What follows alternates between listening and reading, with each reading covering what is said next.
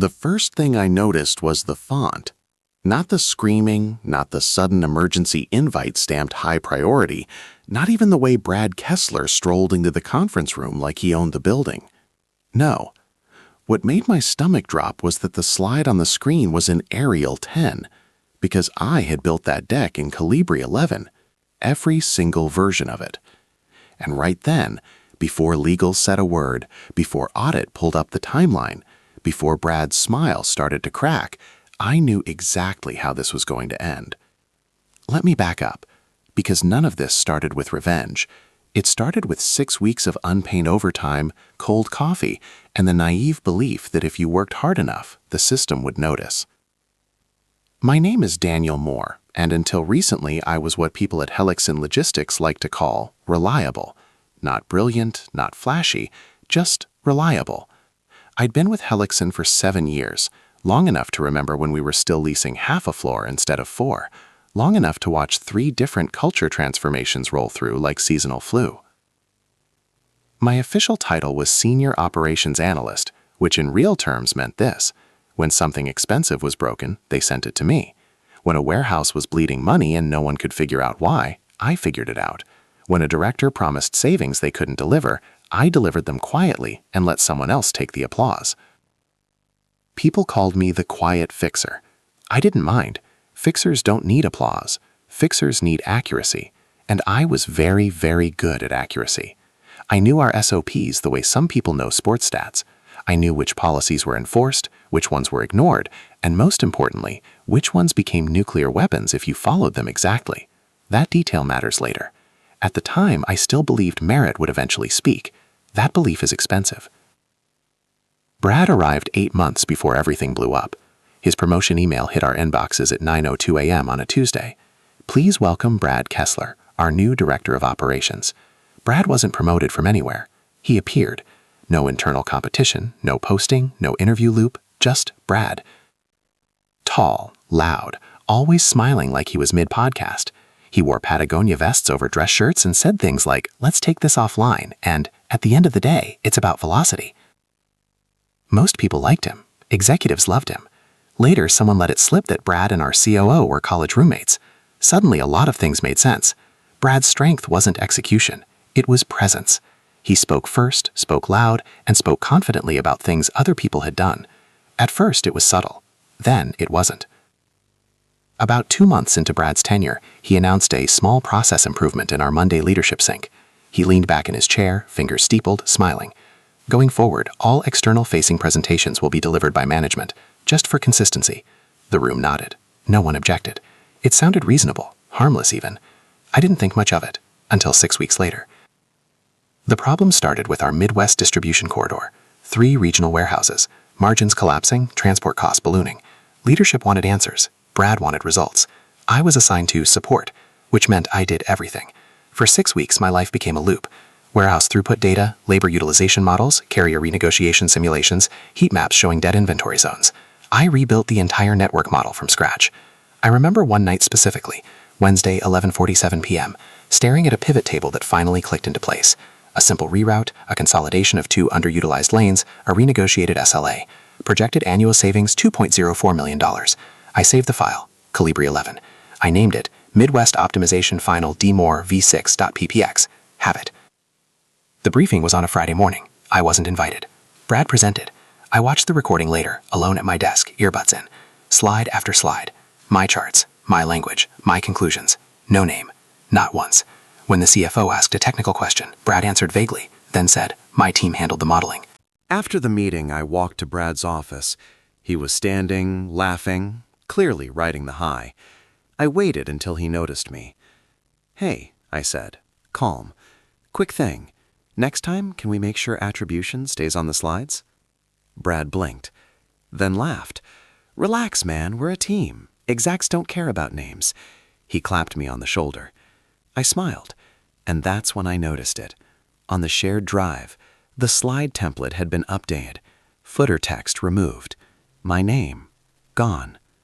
I told myself it was nothing. That was my second mistake. 2 weeks later, we had a company-wide town hall, the kind with cameras and pre-approved questions. I sat 2 rows back, center section. Brad was on stage. The COO smiled and said, "I want to personally recognize Brad for leading the $2 million cost savings initiative." Applause. Brad raised a hand, modest. Sometimes leadership means rolling up your sleeves and doing the hard math yourself. More applause. The camera swept the crowd, and there I was, clapping. I don't know why that detail stuck with me, the rhythm of my own hands, the way my jaw felt locked, but it did. The following Monday, my manager called me into a one-on-one. He looked uncomfortable. "Your promotion review is paused," he said, "pending restructuring." Brad had submitted the project as his leadership achievement. I was reassigned to maintenance. No strategy meetings, no visibility, just upkeep. The project I built now belonged to someone else. The third incident didn't happen in public. It happened quietly, which is why it was dangerous. I was reviewing archived project documentation when I noticed something off. The project owner field had changed, from Daniel Moore to Brad Kessler. I checked the version history. Edits at 2:17 a.m. User, B. Kessler. Later that day, Brad stopped by my desk. "Hey," he said casually, "we need to clean up some approval timestamps. Finance flagged a gap." He lowered his voice. "Just backdate them. It's fine." I looked at him. "Can you put that in writing?" Brad smiled thinly. 10 minutes later, Slack pinged. "Brad Kessler. Don't be difficult. Everyone does this." That was when something inside me went very still, because I knew Section 7.3, and Brad had just walked straight into it. I didn't explode. I didn't confront him. I didn't complain. I opened the employee handbook, page 42, Section 4.9. Then I opened compliance. Then audit. Then legal. And that's when I stopped being angry and started being precise. There's a very specific emotional shift that happens when you realize you're not dealing with incompetence or misunderstanding, but intent. It's the moment you stop asking, "How do I explain this better?" and start asking, "What are the rules exactly?" That Slack message stayed open on my screen longer than it needed to. Don't be difficult. Everyone does this. I didn't respond. Instead, I right-clicked. Saved. Exported the conversation. Timestamp included. Then I opened the Helixson Compliance and Audit Integrity Policy. Not the summary, the full PDF. 412 pages. Most people only open it when they're already in trouble. I opened it because I wanted to understand how trouble actually works. That night, I didn't go home right away. The office was mostly empty, just the hum of HVAC, the flicker of motion sensors resetting. I pulled up the original project folder. Every file, every version, every comment thread. I noticed things I hadn't before. The font inconsistency. My files were uniformly Calibri 11. Brad's edits introduced Arial 10 on only 3 slides, the ones listing project ownership and strategic oversight. The metadata trail. Edits logged at hours Brad claimed he was offline. The calendar gaps. Not a single meeting invite with Brad present during the 6-week build phase. I created a new folder. Named it something boring. Compliance Backup 042. I started copying. Slowly. Methodically. I wasn't building a case. I was building options. People always ask this later. Why didn't you just go to HR? Because HR doesn't solve problems. HR contains them. HR's job is to protect the company, not the truth. And at that point, the truth was inconvenient.